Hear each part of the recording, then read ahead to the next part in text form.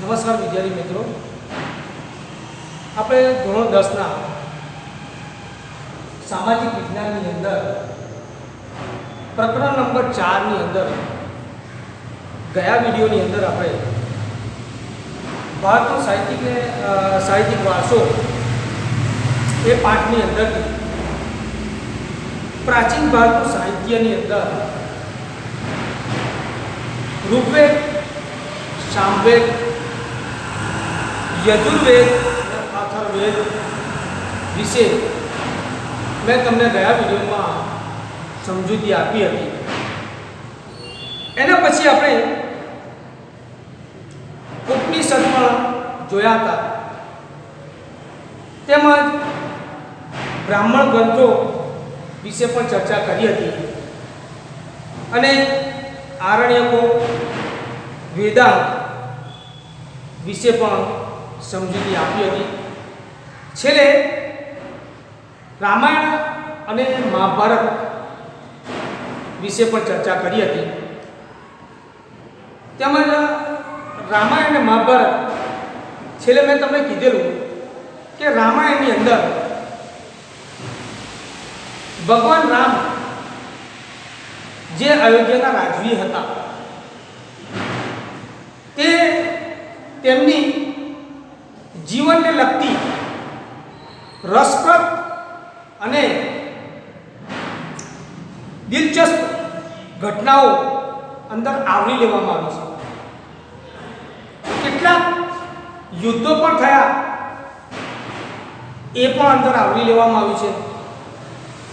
એમના સમયમાં રાવણ જેવા રાક્ષસ જેની લંકા સોનાની હતી, એનો અભિમાન સત્ય પર ચાલનારા રામ પર રાવણ જેવો રાવણના પણ અભિમાન રહ્યા નહીં તે વિશે રામાયણની અંદર વિસ્તૃત ચર્ચા કરવામાં આવી છે. ત્યાર પછી મેં તમને કીધેલું કે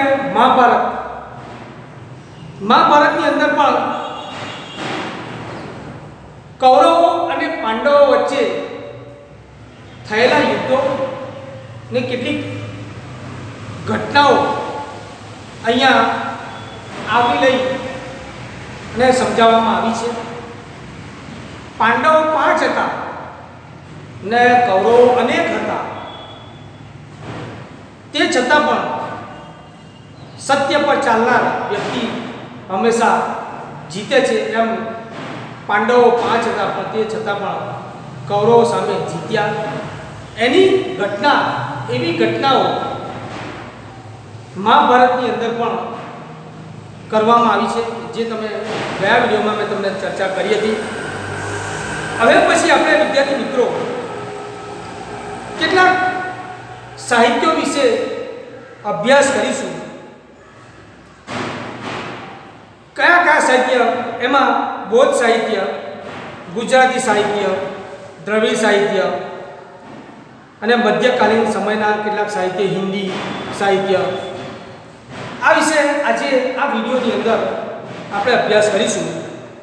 સૌથી પહેલા બૌદ્ધ સાહિત્ય વિશે સમજીશું.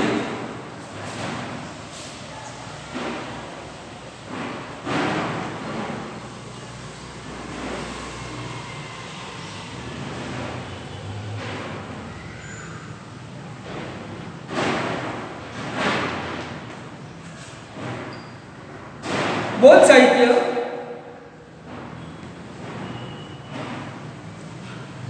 સૌપ્રથમ બૌદ્ધ સાહિત્ય પાલી ભાષામાં લખાયેલું હતું. પાલી ભાષા જેવી રીતે ગુજરાતી, હિન્દી, સંસ્કૃત, અંગ્રેજી, એવી રીતે બૌદ્ધ ધર્મમાં પણ એક ભાષા હતી. એ ભાષાનું નામ હતું પાલી. પરીક્ષાની અંદર પણ પૂછવામાં આવે છે ટૂંકા પ્રશ્નની અંદર કે બૌદ્ધ સાહિત્ય કઈ ભાષામાં લખાયા, તો એનો જવાબ છે પાલી ભાષા. સૌપ્રથમ બૌદ્ધ સાહિત્ય પાલી ભાષામાં લખાયું હતું. બૌદ્ધ સાહિત્ય 3 ભાગોમાં વહેંચાયેલું. અલગ અલગ સાહિત્ય તો બહુ મોટો હતો, પરંતુ અલગ અલગ 3 ભાગોની અંદર વહેંચવામાં આવ્યું. ત્રિપિટક તરીકે પણ આ બૌદ્ધ સાહિત્ય ઓળખાય છે.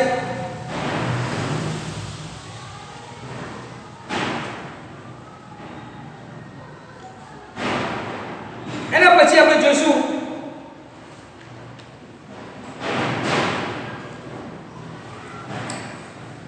આ સમયે મહાન લેખકો સંસ્કૃત ભાષાની અંદર, એના પછી જોઈશું આપણે સંસ્કૃત ભાષા, સંસ્કૃત સાહિત્ય,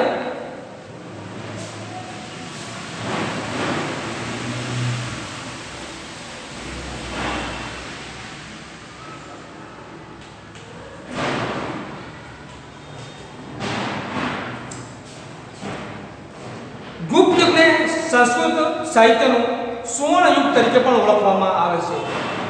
ગુપ્ત એટલે બહુ પ્રાચીન, ચૂનમ ચૂનો યુગ. ગુપ્ત યુગને સુવર્ણનો અર્થ થાય છે સોનું, સુવર્ણ યુગ તરીકે પણ ઓળખવામાં આવે છે. આ સમયે મહાન લેખકોમાં કાલિદાસ, ભવભૂતિ, ભારવી, ભર્તૃહરિ, બાળભટ્ટ, માદ ઇત્યાદિનો સમાવેશ થાય છે. આ તમામ ભારતભરના વિખ્યાત છે, જેમાં કાલિદાસનો વિશ્વવિખ્યાત કવિ છે. આ બધા સાહિત્યકારોમાં સૌથી વિશ્વવિખ્યાત કવિ એટલે કાલિદાસ છે. પોતાની ઉત્તમ કાવ્યકલા અને ઉત્કર્ષ નાટ્ય શૈલી, કુમાર સંભવ, રઘુવંશ, મેઘદૂત, ઋતુસંહાર વગેરે કાલિદાસના ગ્રંથો છે. બાણભટ્ટ લિખિત હર્ષચરિત, સમ્રાટ હર્ષવર્ધન જીવન ચરિત્ર છે. બાણે કદંબરી પણ રચના કરી છે. આ સમયના અન્ય પ્રસિદ્ધ ગ્રંથોમાં ભવભૂતિનું ઉત્તર રામચરિત, ભારવીનું કિરાતુ જુનિયર, શકનું મચ્છ કટિકમ અને દંડીનું 10 કુમાર રચિતનો સમાવેશ પણ આ સંસ્કૃત ભાષાની અંદર થાય છે. એના પછીની જોઈશું આપણે ગુજરાતી ભાષા, ગુજરાતી સાહિત્ય પણ એમાં જોઈશું કે ગુજરાતી સાહિત્ય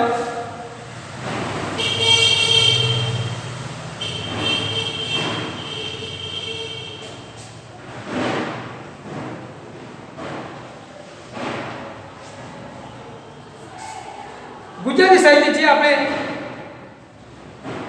મૂળ ગુજરાતી છે, જે આપણે કેટલાક હું કવિઓના નામ, લેખકોના નામ બોલીશ જે આપણે જાણીએ છીએ, જેવા કે પ્રેમચંદ છે, તેમજ મહિપતરામ, રૂપરામ, નર્મદ વગેરે આપણે અવારનવાર ગુજરાતી સાહિત્યના લેખકોને આપણે જાણીએ છીએ. તો આપણે આજે ગુજરાતી સાહિત્યમાં જોઈશું કે પ્રાચીન ભારતમાં ગુજરાતી સાહિત્ય પદમાં લખાયેલું હતું.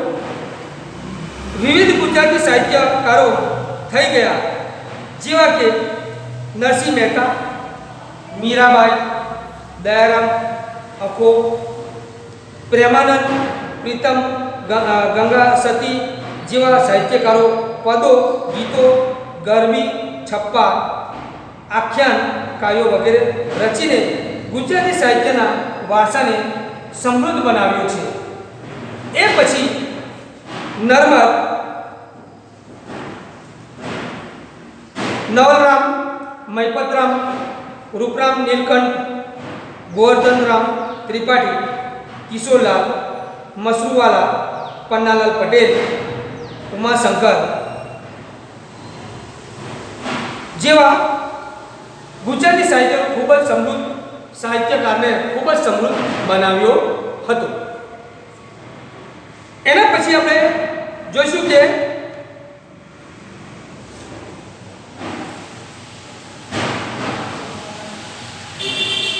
મધ્યકાલીન સાહિત્યની અંદર મધ્યકાલીન એટલે શું એ પહેલાં જોઈશું. ઇતિહાસકારોએ ઇતિહાસને 3 વિભાગમાં વિભાજન કર્યું છે: પ્રાચીન, મધ્ય અને આધુનિક.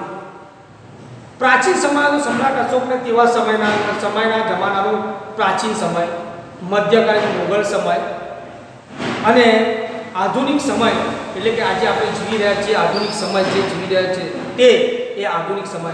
તો મધ્યકાલીન સમયની અંદરમાં કેટલાક સાહિત્યો લખાયા હતા એના વિશે આપણે જોઈશું. અહીંયા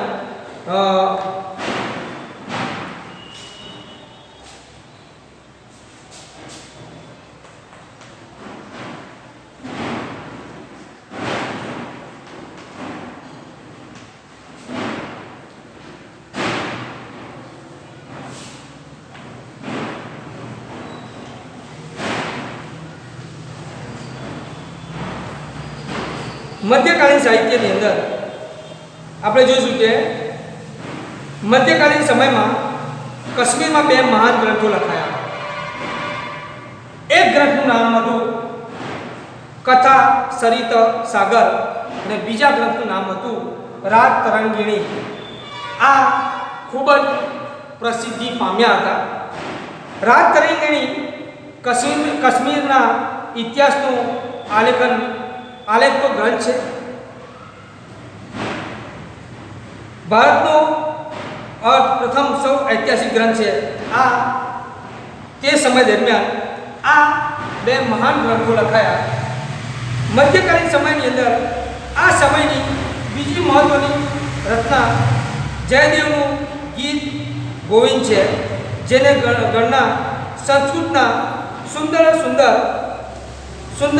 સુંદર કાવ્ય ગ્રંથમાં થાય છે.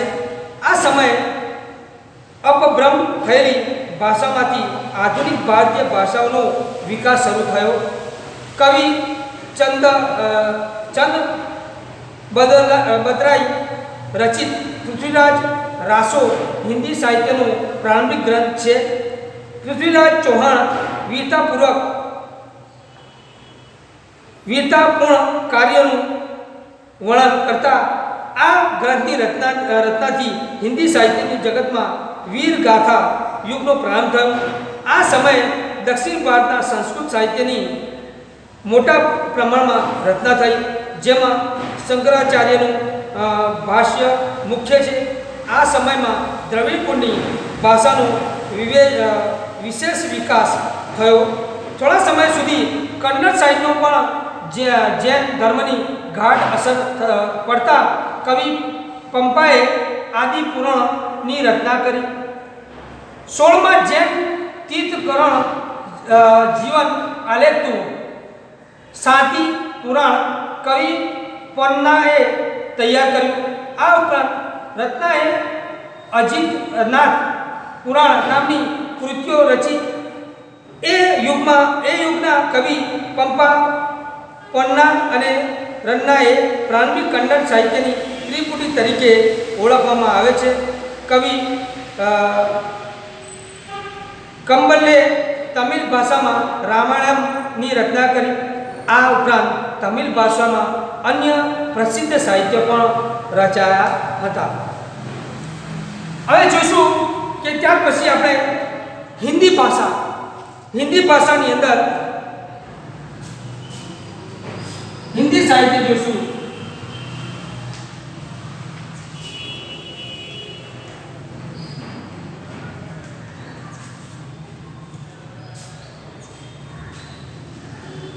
હિન્દી સાહિત્યની અંદર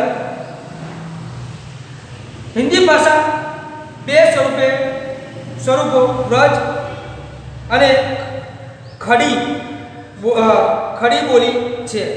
હિન્દી ભાષાના 2 સ્વરૂપો છે, એક વ્રજ અને ખડી બોલી. આ ભાષા અનેક ભક્તિ ગીતો ગવાયા હતા. હિન્દી અને ગુજરાતી ભાષા સાથે મળતી આવતી રાજસ્થાની ભાષા વીરગાથાઓ લખાઈ. આલ્હા ઉદલ અને બિશલ દેવના સારો આ સમયની વિખ્યાત વીરગાથાઓ છે. આ ઉપરાંત અન્ય આધુનિક ભારતીય ભાષાઓમાં પણ સાહિત્ય રચાતું શરૂ થયું. મુલ્લા દાઉદ ગ્રંથ ચંદ્રયન એ અવધી ભાષાનો સૌથી જૂનો ગ્રંથ મનાય છે. જો કે પ્રાચીન ગ્રંથો પરના ભાષ્યો હજુ પણ આ સમયે સંસ્કૃત ભાષામાં રચાયા હતા. મધ્યકાલીન સમયની અંદર તે સમય દરમિયાન જેમાં ખલજી અને તુગલક વંશના રાજ્યો વિસ્તૃત વિવરણ કરવામાં આવ્યું છે, જેના રાજકીય સિદ્ધાંતો ઉપરાંત ફતવા-એ જહાદારી નામનો ગ્રંથ પણ લખ્યો. તે સમય દરમિયાન અમીર ખુસરો આ સમયે સૌથી મહાન સાહિત્યકાર ગણાય છે. તેઓ એક કવિ, ઇતિહાસકાર, રહસ્યમય અને સંગીતકાર પણ હતા. અમીર ખુસરો તે જમાનામાં મધ્યકાલીન સમયની અંદર એક સંત પણ હતા, ઇતિહાસકાર પણ હતા, સંત પણ હતા અને સાહિત્યકાર પણ અને કવિ પણ હતા. તે સમય દરમિયાન આ પ્રસિદ્ધ હજરત નિજામુદ્દીન ઓલિયા તેમના ગુરુ હતા, જે આજે પણ એમના દરગાહ દિલ્હીની અંદર છે નિજામુદ્દીન ઓલિયાની. તેની મહત્વની કૃતિઓ આશિકાએ નૂર, સિપીહર અને કિરાતુલ સદાય યાબનો સમાવેશ થાય છે. આ ઉપરાંત તેઓ અનેક કાવ્ય ગ્રંથો પણ રચના કરી. તેને પોતાના ભારતીય હોવાનો ગર્વ હતો, તેથી તે ભારતીય પૃથ્વી પરનું સ્વર્ગ ગણતા હતા. અમીર ખુસરો તે ભારતીય હોવાનો એમને ખૂબ ગર્વ હતો અને એ પૃથ્વી પરનો સ્વર્ગ એટલે ભારત એને એવી રીતે ગણતા હતા. Thank you very much.